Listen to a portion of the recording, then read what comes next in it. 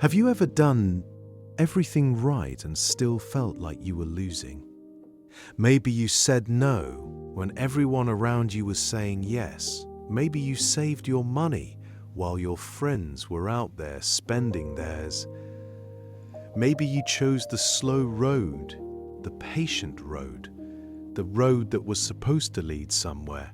And then you stood at the edge of your third year on it and felt quietly and completely like a fool. Maybe someone you care about looked at your discipline and called it fear. Maybe they looked at your patience and called it procrastination. Maybe the worst part was that some nights, alone, you weren't entirely sure they were wrong. If any of that sounds familiar, then this story is specifically for you.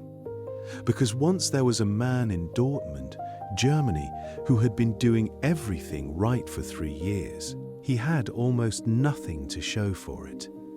He sat one Sunday evening with his savings account open on his phone. His finger was hovering over a decision that would have destroyed everything he had quietly built. He didn't make that decision. And what happened next will change how you see every sacrifice you are making right now. Stay with me until the end.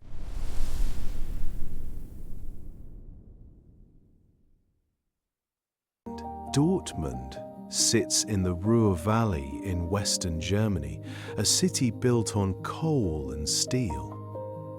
It spent decades learning what it meant to wait through a long, difficult in-between before something new became possible. The old blast furnaces still stand along the edge of the city. They are monuments to an industry that required enormous patience before it produced anything at all. Mika was 29 years old and had been working as a mechanic for 6 years. He worked at a mid-sized garage on Morkrottrastrasse, doing diagnostics, servicing, and the occasional engine rebuild. He was precise and unhurried in the way that only truly good mechanics are. He was the kind of technician who listens to an engine before he ever touches it. He understood that most problems announce themselves clearly if you give them the chance. He was good at the work, and that had never been the question. For 3 years, Mika had been saving money to open his own garage, not dreaming about it in a vague, distant way, actually saving for it every single month. After rent on his flat above the bakery on Unionstrasse, after food and transport and the basics, he moved a fixed amount into a separate account. He had named that account simply the garage. He did not touch it, did not borrow against it, and did not talk about it much. Every Sunday evening he sat at his kitchen table and updated a detailed spreadsheet. He tracked current savings, projected timeline, and estimated startup costs for a small independent workshop in Dortmund. The costs included lease, equipment, licensing, and the first 3 months of operating expenses as a buffer. The number he needed was 47,000 euros, and he was currently sitting at 31,200 euros. The progress was real, and he could see it clearly on the spreadsheet. What the spreadsheet could not show him was his friend Felix, 28, a logistics coordinator. Felix had just booked flights to Lisbon for the 3rd time this year. He was currently sending Mika photos of the apartment he had put a deposit on. 2 bedrooms, south-facing balcony, and a bank loan that made Mika's chest tighten when Felix described the monthly repayments. Felix described those repayments with the cheerful confidence of someone who had never once considered what happened if the income stopped. "You're wasting your 20s, Felix had said at dinner 2 weeks ago. Not unkindly. He said it the way people deliver judgments they genuinely believe are actually kindnesses. "What if the garage never happens?" he asked. "What if you get to 35, having spent your best years eating pasta and watching a number grow in a spreadsheet. Mika had said nothing in response. He drove home along Rhineland-Dam with the windows down and the Ruhr Valley grey and familiar around him. He thought about that question for much longer than he wanted to. The thing nobody tells you about patience is that it has a sound. Not silence, something far more specific and harder to ignore than that. It is the sound of other people's lives moving forward while yours appears to stand completely still. It is the notification sound of Felix's holiday photos arriving on your phone. It is the sound of your colleagues talking about their new cars in the workshop car park. It is the sound of a Sunday evening spreadsheet update when the number moves by only €380. It is the quiet calculation that you are still 14 months away from where you need to be. Mika heard that sound every single day and had learned to work through it. What he had not yet learned to work through was the afternoon in October when he walked past the garage on Bornstrasse. It had been vacant for 8 months, a well-located, reasonably sized independent workshop 3 kilometers from the city center. It was the kind of premises that came available once and then didn't come available again for years. Mika had noted it before and had checked the lease listing twice. He was not ready yet, €12,000 short, and the gap between the number he had and the number he needed was not one he could close in time. He had told himself it was fine and that there would be other premises. Then on that October afternoon, he walked past and saw the lights on. Inside, there was a man he didn't recognize repainting the sign above the shutter. He stood on the pavement for a moment, then kept walking. That evening, a Sunday, he opened his phone and looked at the savings account, sitting at €31,200. That was the number he had protected for 3 years, added to every month without exception, and never touched. He sat with it for a long time, thinking. He thought about Felix's apartment, about Lisbon, about the garage on Bornstrasse, with someone else's name going up above the door. He thought about 14 more months of pasta and spreadsheets and Sunday evenings that all looked exactly like this one. His thumb hovered over the transfer button, not to spend the money on anything specific, just to spend it to release the pressure of holding something so carefully for so long. He sat there like that for 11 full minutes. Then he put his phone face down on the table and went to make himself a coffee. He didn't sleep well that night. In the morning, he walked to work a different way than usual, along Unionstrasse past the old workshop 2 doors down from his building. He had walked past that workshop for 2 years without ever once stopping. But that morning, the lights were on inside even at that early hour, and the door was open. An older man was bent over a workbench, unhurried, doing something careful with a small engine component. Mika stopped at the door, and the man looked up. He was 63, broad-shouldered in the particular way of men who spent decades doing physical work. He had eyes that assessed without rushing. "You look like someone who slept badly," the man said. "I did," Mika said. The man gestured at a stool near the bench and said, "Come in then." His name was Otto, retired after 31 years in the Dortmund steelworks. He now ran a small engine repair workshop on weekends because, as he explained without sentimentality, a man needed something to do with his hands or his mind went to places it shouldn't. Mika sat on the stool and, without quite meaning to, told Otto everything. The garage plan, the 3 years, the Bornstrasse premises, Felix, and the Sunday evening with the phone.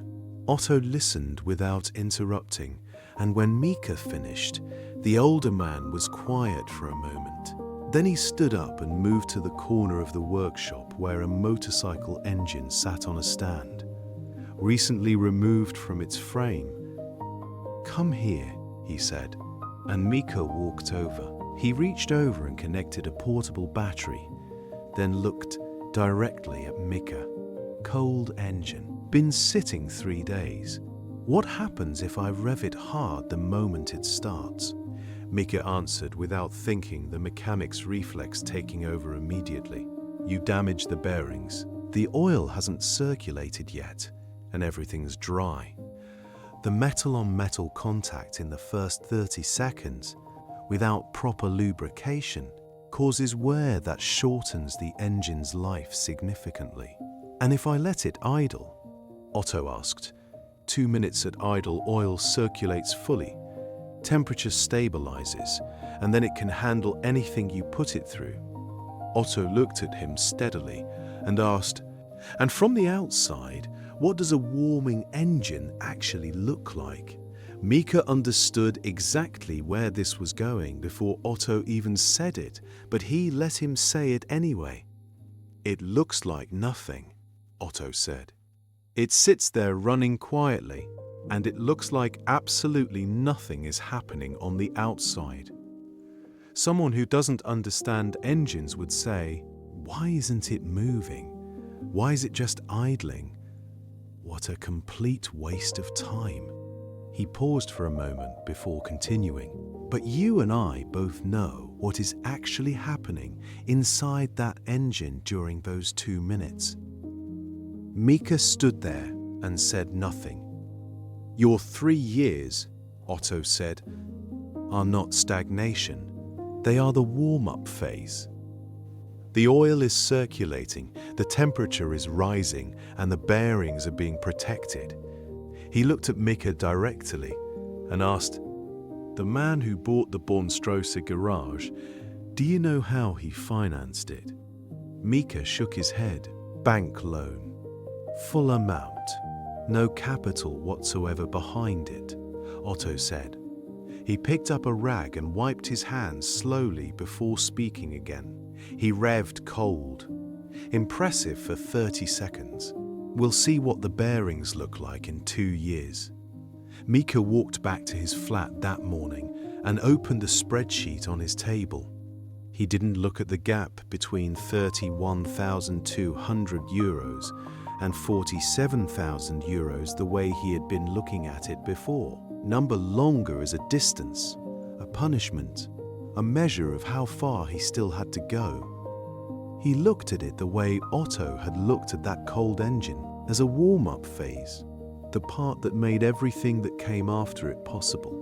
He made one single change to the spreadsheet that morning. He renamed the tab. It had been called Timeline, and he changed it to Warm-Up.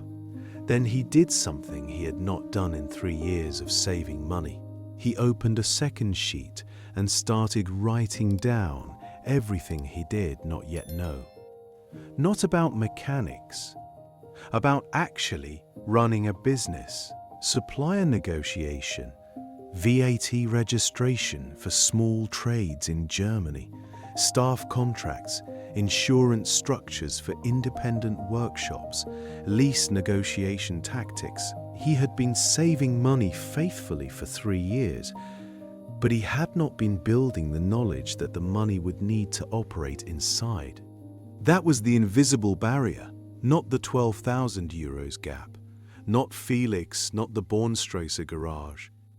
The barrier was that he had been treating the warm-up phase as only financial, as if the engine needed oil but not temperature, not pressure, not time for every system to reach its proper operating state. He sat down and started filling the second sheet. The next 14 months were not dramatic in any visible or glamorous way. They were the slow accumulation of a man who had finally understood what the waiting was actually for. Monday evenings were for supplier research. He identified 4 parts distributors serving independent garages in the Ruhr Valley and spent 6 weeks carefully learning their pricing structures, minimum order requirements, and payment terms.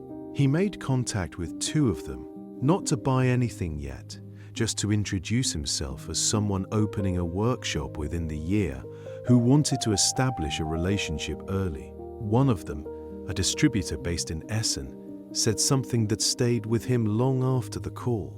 "Most people call us the week they open their doors." The distributor said, "You are the first person who has ever called a year before, and that is genuinely unusual." Mika filed that away and said nothing further about it. Wednesday evenings were for business fundamentals. He enrolled in a free evening course at the Volkshochschule on Hansaplatz covering basic bookkeeping, cash flow management, and the specific financial rhythms of small trade businesses in Germany. There were 11 other people in the room, and Mika was the youngest by 8 years. He said almost nothing for the first 4 weeks and simply listened and absorbed everything. The instructor was a woman named Brigitte, 51, who had spent 20 years as a small business advisor for the city.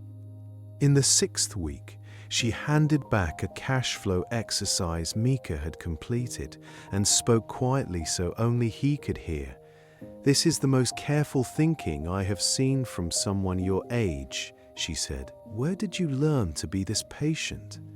He thought about Otto and about the cold engine sitting on its stand in that small workshop.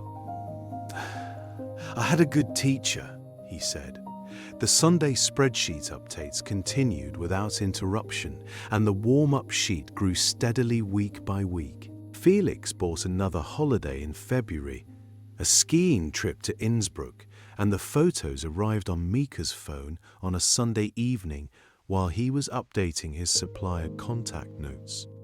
Mika looked at the photos for a moment, then put his phone down and went back to the notes.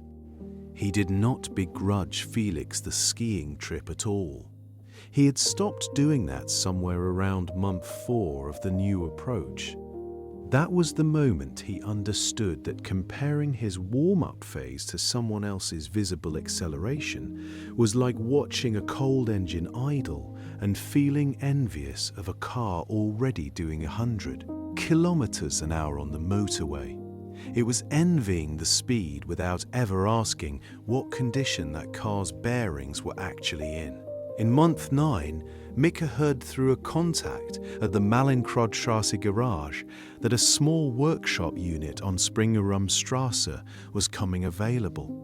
It was not listed yet, just word of mouth, moving quietly through the trade network he had been building. He called the landlord that same evening without waiting. The unit was smaller than the Bornstrasse premises he had watched someone else take. But the lease terms were reasonable and the location had something Bornstrasse didn't have. It sat at the intersection of 2 residential neighborhoods whose older housing stock was full of the kind of vehicles that needed exactly the careful, unhurried diagnostic work Mika did best. He arranged a viewing for the following Thursday and walked the space for 40 minutes without speaking. He measured it with a tape he had brought, looked at the power supply, the drainage, and the ceiling height for a 2-post lift. He asked the landlord 3 specific questions about the lease terms. Those 3 questions made the landlord look at him with a particular expression. The expression of someone realizing they are dealing with a person who has been preparing for this exact conversation for a very long time. Mika did not say yes that day and told the landlord he would respond within 1 week. He went home and opened the spreadsheet. 44,800 euros. He was 2,200 euros short of his original target. He picked up his phone and called Otto. "I found the premises," he said. I'm €2,200 short of my target. Otto was quiet for a moment before responding.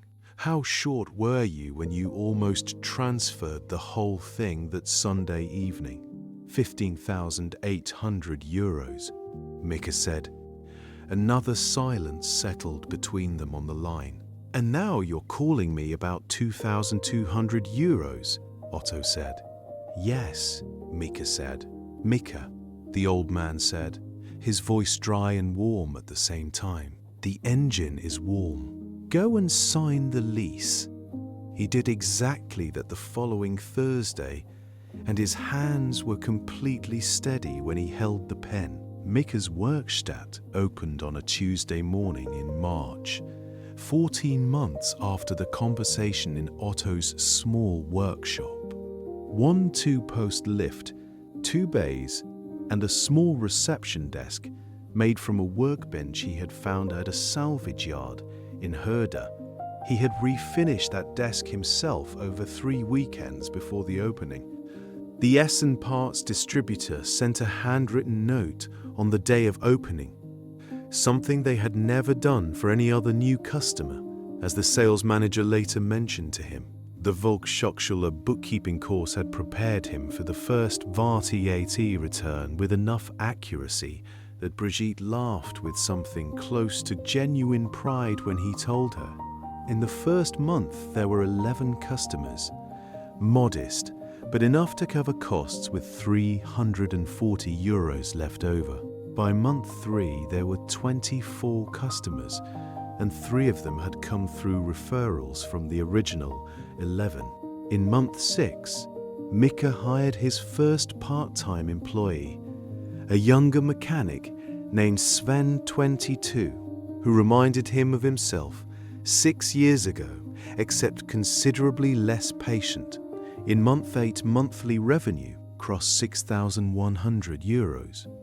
For the very first time, he updated the spreadsheet, the one that still had the warm-up tab at the bottom, and sat quietly with it for a moment.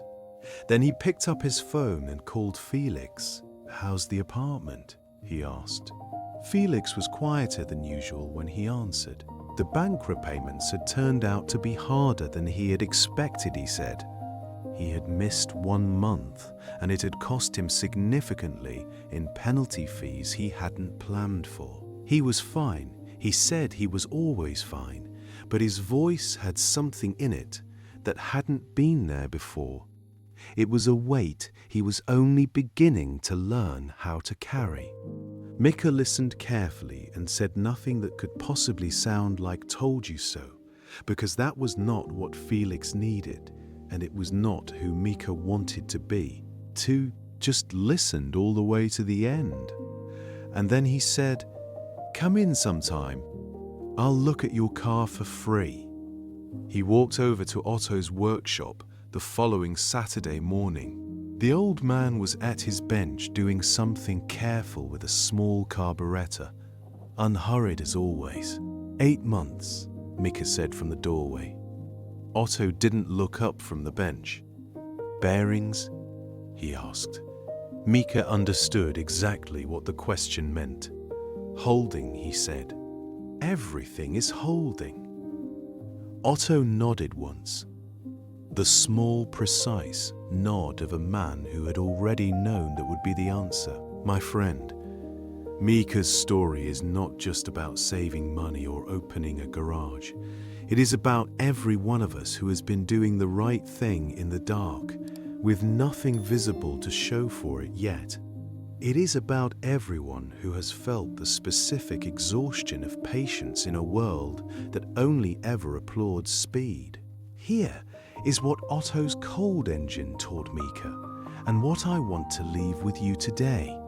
First, there is no such thing as being behind. There is only being early.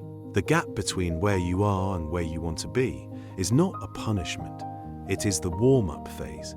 The oil is circulating, the temperature is rising, and the bearings are being protected.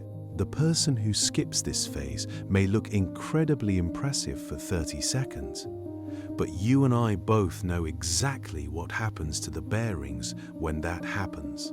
Second, the waiting is not empty time, but only if you use it correctly and intentionally. Mika was saving money faithfully for 3 years before he understood he also needed to be building knowledge, relationships, and readiness alongside that money. Your patience is only as valuable as what you choose to fill it with. The warm-up phase is not passive waiting. It is the most important preparation you will ever do. Third, stop measuring your idling engine against someone else's visible acceleration on the road. Felix's speed was completely real, and so was the damage it was quietly doing to his foundations. You cannot know what conditions someone else's bearings are in just from watching them from the outside. Run your own warm-up, trust your own process, and stay committed to your own timeline. The engine that is truly ready when the load finally comes is always the one that lasts. Here is your challenge for today. Tonight, open a notebook and draw 2 columns on the page.